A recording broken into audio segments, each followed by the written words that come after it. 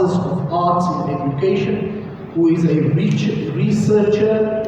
He is the former Deputy Director of Education. Jazakallah.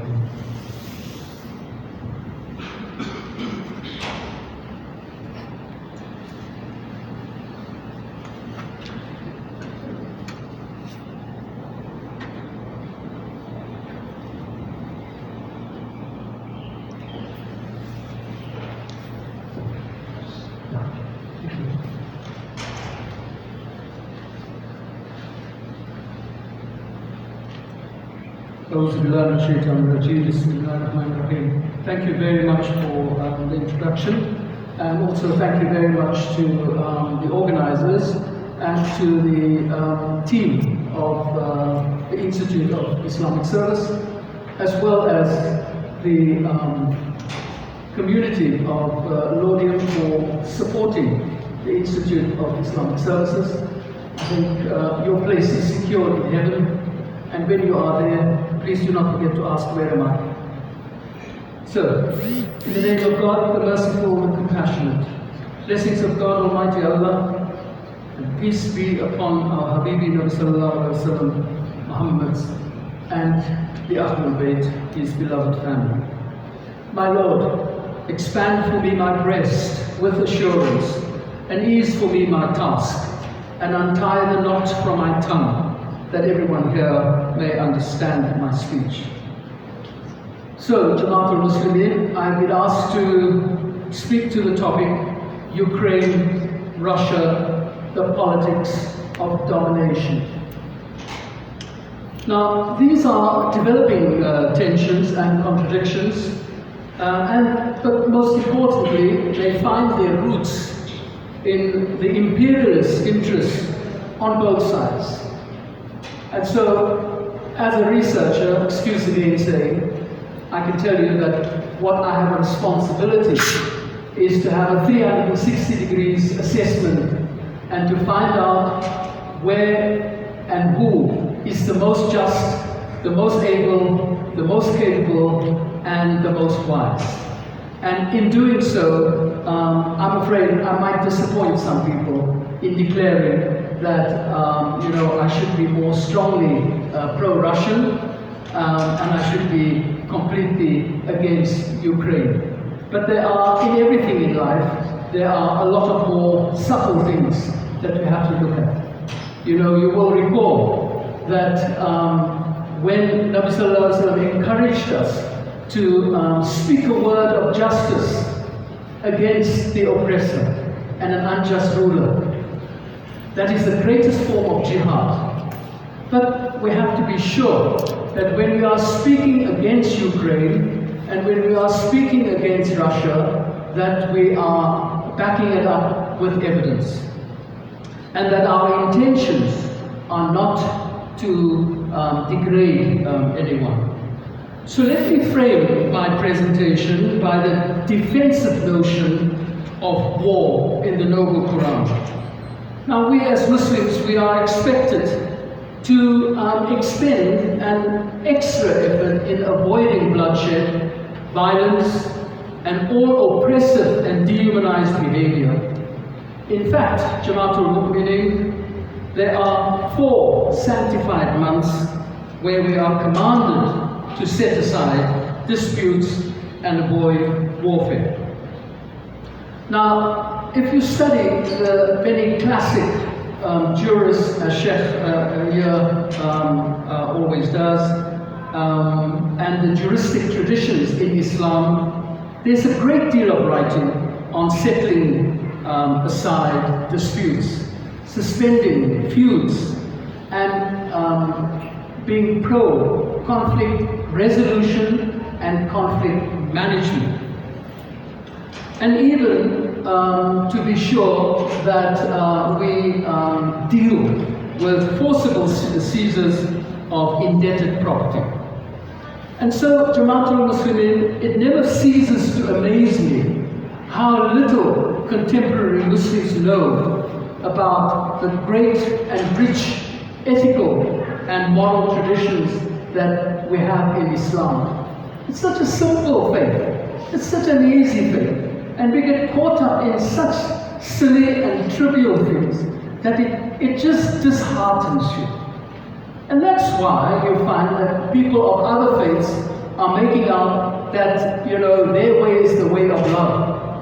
Let me just share with you, our way is the way of love. They make out like theirs is the way of non-racism. Our way is the way of non-racism. They make out that theirs is the way of justice. Our way is the way of justice. Just the way in which you greet another human being, let alone a Muslim, makes you an ambassador of the deen. So, therefore, it doesn't cease to amaze me how little we know about our great moral and ethical tradition. In fact, if you look at the way in which shura is defined even, shura is a form of ibadat, and it's not mere consultation. It's stated so in the Quran. And not only are the moral obligations and ethical lessons behind all of these great traditions, they're actually lost on many of our people. I'm not saying all. And therefore, we see evidence of that when Muslims merrily go along their way, maiming and killing other Muslims, and they are oblivious to the sanctity of blood in Islam. Of course, you will notice, Jamaatul Muslimin, that it's become a bit of a mantra, where we remind people that the Quran says, and I quote, "Whoever kills one soul unjustly, it is as if they have murdered all of mankind."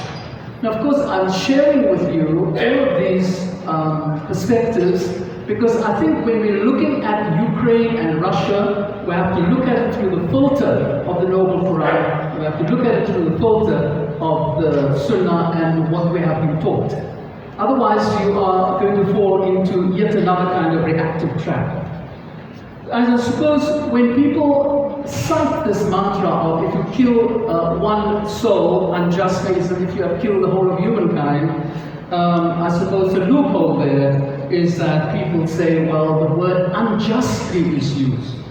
And I suppose it's the habit of people to always assume that justice happens to align itself with their whims and fancies.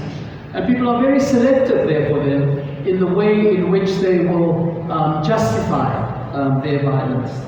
And, you know, I've got to ask myself the question, what bizarre distortion is it that drives Muslims to distort the beauty of Allah? You know, I'm not an Arabic expert, I declare that to everyone. I can read the Quran, alhamdulillah, but ask me to tell you what every word means to the 10th degree, I will not be able to. So more often than not, I read one of 32 different translations of the Quran. Some of them say on the day of judgment, some of them say on the day of record, some of them say on the day of reckoning. So you see, the beauty of Arabic is lost to me. But I do believe that it is duty and responsibility of every one of us here as members of a wonderful ummah and as loyalists to a great faith and a way of life, that we have to be guarded against distorting the beauty of Allah's message. So let me ask all of us here, in terms of the politics of domination and imperialism, which Sunni nation is bombing the Yemenis? I want you to be just in your answer. You don't have to answer me, but in your mind's ear, answer that question. Which Sunni nation, once upon a time, tried to bomb Iran out of existence in a 7-year war? I want you to be just in your answer, in your mind's ear. And so, I ask you again another rhetorical question. Which Middle East nation tried to keep in check the domination and imperialist design of the Zionists and the USA? Again, I want you to be just in your answer. And as you answer the question, remember, Allah is as close to you as your jugular vein. And remember also that when you are giving that answer, where do you stand in relation to those questions. So what I would ask is that we must be alert to the imperialist designs of both sides in Ukraine and Russia. We have to be aware of the place, the value and function of NATO, and we have to be aware of the extension work that the neo-Nazis and the thugs in Ukraine are, as they are representing NATO.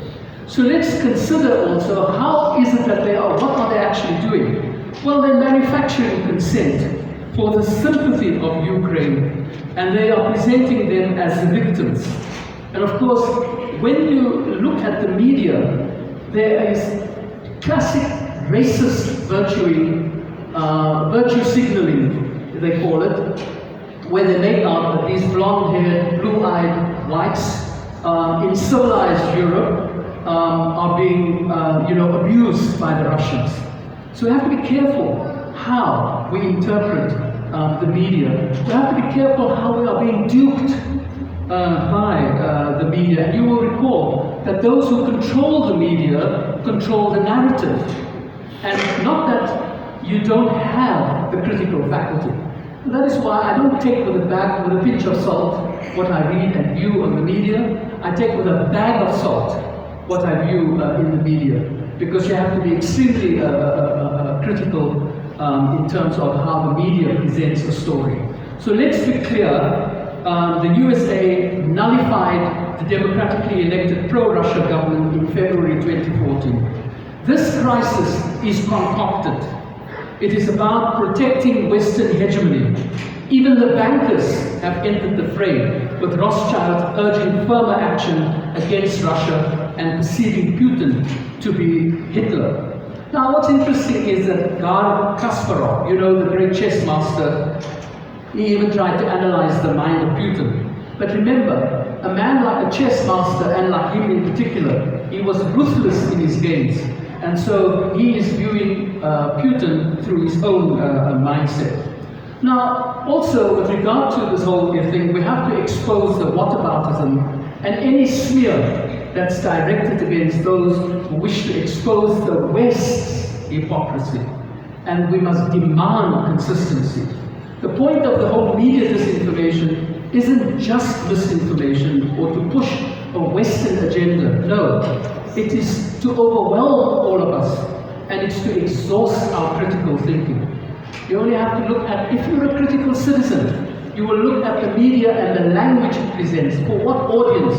What genre are they using? What ideology are they pushing? And what presentation are they actually using? And how do they present race, class, gender? So, for me then, it's interesting that the Ukrainian leader compares the Russian tensions to Israel and its Arab neighbors. Oh yes, the Palestinians have been bombed since 1967, and we also bear witness to Afghanistan, Iraq, Libya, Yemen, and Syria. I won't be wrong, is it? And so I just want to tie up the loose ends by saying to all of us, how do we actually get involved? And here I'm relying on my friend Dr. Ridwan Cranston, who in a discussion with me said that we have to say no to the war. Let me warn you that if this war continues, it will be like Hitler's days, where a whole lifetime saving of a middle-class person was spent on a box of matches. So let's pray that this war ends. And so, according to Dr. Ridwan Cranston, he says, let's say no to the war, let's oppose the anti-working class governments of Russia and Ukraine, and let's work towards abolishing NATO. Let's have solidarity with the workers' movement of Ukraine and the anti-war movement in Russia. Hence, the main enemy is those who are the extension workers, including in our own country, for NATO, as well as for not taking sides with that which is just. So for genuine self-determination of the people of this province, who are mainly Russian-speaking of Donbass, they should have a free election as well. And so I should like to end off by saying, let's not forget the words of Bertolt Brecht, who wrote in a wonderful text of his, The Songs of the Soldier of the Revolution, and I quote, "When the difficulty of the mountain is once behind, that's when you'll see the difficulty of the plains that will start." And so I pray that I have been just and fair, and that I pray for all of you to, in fact, be a beacon of joy and delight to the whole world as ambassadors of the Deen. I pray for your enduring success, and I also pray for justice and peace, and for Muslim hate to end.